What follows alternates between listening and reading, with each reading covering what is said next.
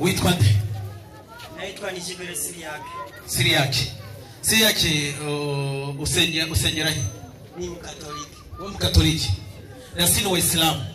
Na sisi ni Waislamu kisha tunatuona ni Waislamu. Tuna Waislamu hano. Uislamu bisobanura kwicisha bugufi mu semateko n'Imana.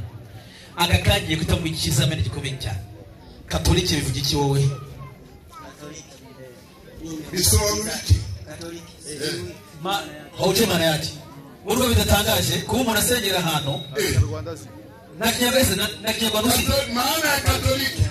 Hauje Kinyarwanda. Maana ya Katoliki. Anasema kama maana ya Katoliki nini? Anasema ujue. Sijui maana yake. Anamuza ati ntazi isobanuro rya Katoliki. Unajua? Niba hari n'abandi baba Katoliki bari hano, bari muri Katoliki batazi icyo bisobanura, cyangwa akaba hari umuntu uzi icyo bisobanura yaza hano akamufasha mu Katoliki. Atubwire mu Katoliki bisobanura gutya biri mu rurimi runaka. Ninde? Mu Katoliki.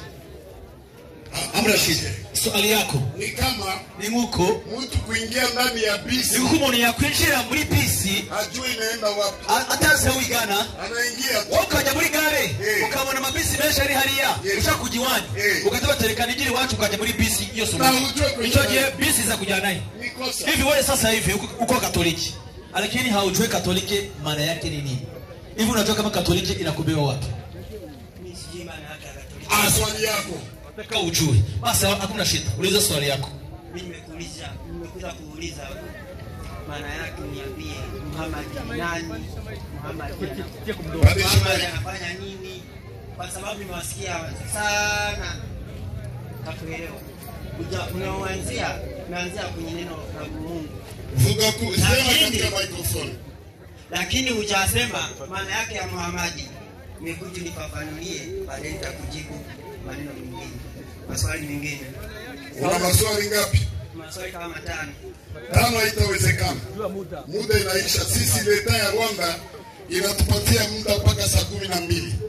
Acha nikujibie swali ya kwanza. Sawa? Yeah. Mpe mikrofoni. Yabaje ngo Muhammadi ni nani? Ninde? Amekuja kufanya nini? Muhammadi yaje gukora iki cyo twumva basa muvuga cyane Tunataka kujibu. Tukuchibie. Qur'ani. Fata Qur'an. Qur'ani 757. Muhammad Rasulullah. Qur'ani karindwi 157. Sikia Muhammad. Sikiza Muhammad. Qur'ani igice cya karindwi aya 157. Sawa. Imana iratubwira muri Qur'ani iti 157. Sawa. Qur'ani karindwi Qur'ani 7. Qur'ani karindwi 157. 157 kufika 8. Imani yatubwira iti vuguti Muhammad malaika Gabriel anamwambia sema. Vuguti yemwe abantu Ninyi watu mu by'ukuri wewe mtu. Wewe ni mtu? Ndio.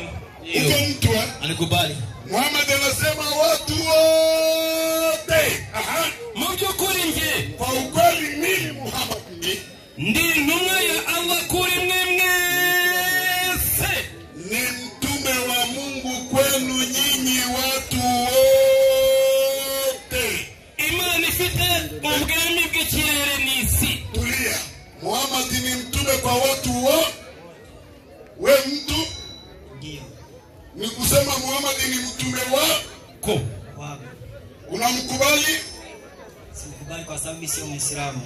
Lakini ni mtume wa nani?